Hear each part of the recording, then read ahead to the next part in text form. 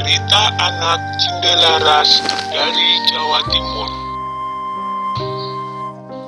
Kerajaan Jenggala adalah kerajaan yang makmur.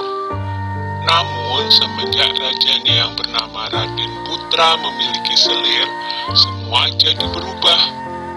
Kerajaan yang tadinya tenang, kini selalu bermasalah. Selir raja yang iri dengan permaisuri menjadi dalang semua masalah tersebut. Selir raja ingin mengusir permaisuri dari istana. Suatu ketika, selir bersama tabib raja memfitnah permaisuri. Maaf Paduka, seseorang menaruh racun ke dalam minuman selir. Tidak ada pelayan Paduka yang berani masuk ruangan ini kecuali permaisuri, kata tabib dengan meyakinkan. Raden Putra sangat terkejut dan marah mendengar itu. Ia memerintahkan patihnya untuk membuang permaisuri ke hutan. Untunglah Sang Patih adalah seorang yang bijaksana. Ia sebenarnya tidak tega meninggalkan permaisuri yang sedang mengandung sendirian di hutan. Maafkan hamba permaisuri, hamba tidak punya pilihan lain, kata Patih. Patih membuatkan rumah kecil untuk permaisuri dan kemudian meninggalkannya. Setelah beberapa bulan di hutan, sang putri melahirkan seorang anak laki-laki. Anak itu diberi nama Cindelaras.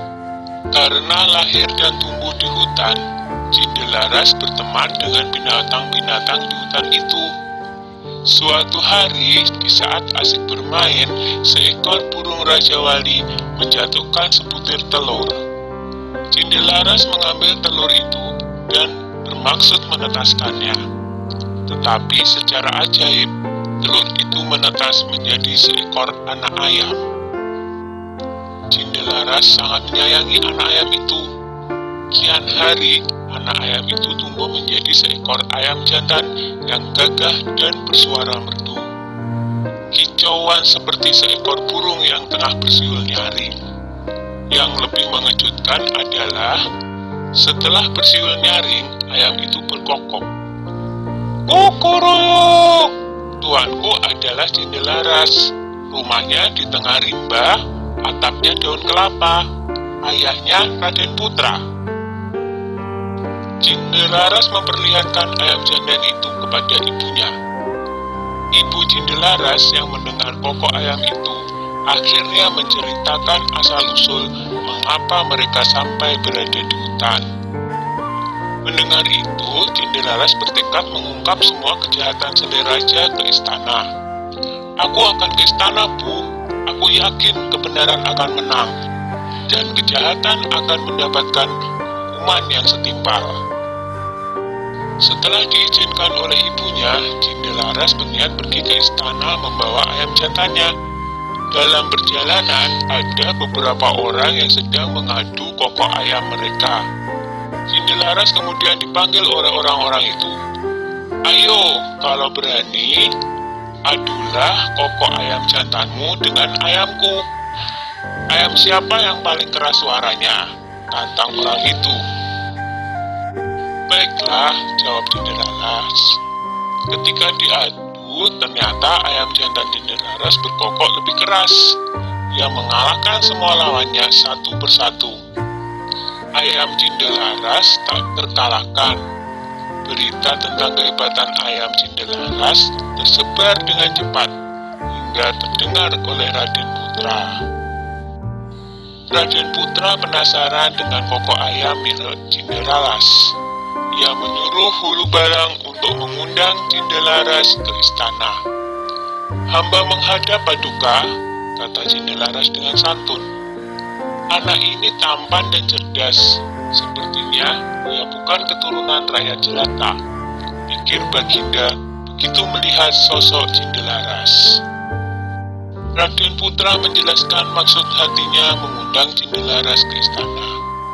Raden Putra menantang untuk adu kokok ayam. Cindelaras mau memenuhi tantangan Raden Putra dengan satu syarat. Jika ayamnya kalah, maka ia bersedia mengabdi mengurus ayam Raden Putra seumur hidupnya. Tetapi jika ayamnya menang, maka setengah kekayaan kerajaan menjadi milik Jendelaras. Raden Putra menyanggupi tantangan Jendelaras. 2 ekor ayam itu mulai berkokok. Ayam Jendelaras berkokok dengan sangat merdu dan lebih keras.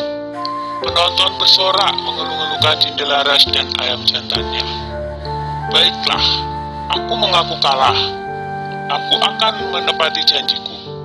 Tapi, siapakah kau sebenarnya, anak muda? Kata Raden Putra penasaran.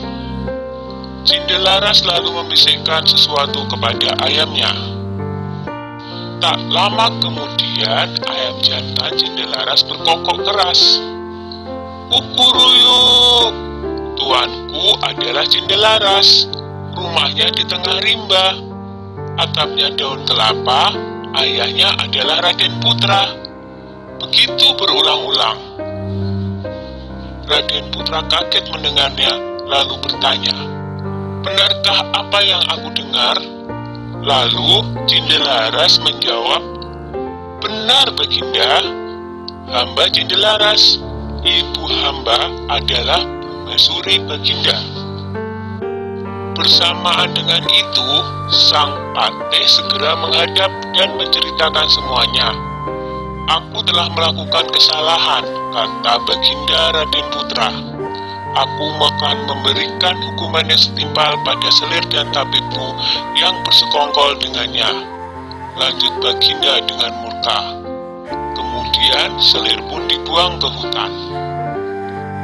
Raden Putra memeluk anaknya dan meminta maaf atas kesalahannya selama ini.